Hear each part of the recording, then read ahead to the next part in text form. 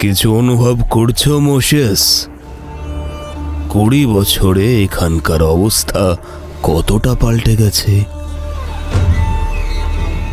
না হুজুর, সেই এক ছন্দ, একই সুর, কিন্তু তালটা ভিন্ন।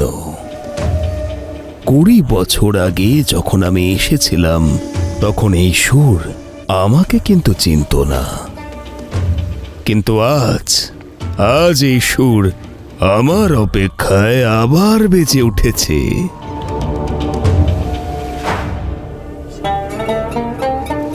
হুজুরের কথায় ওজন আছে। ওজন তো শুধুমাত্র সময়ের হয় মোসেস।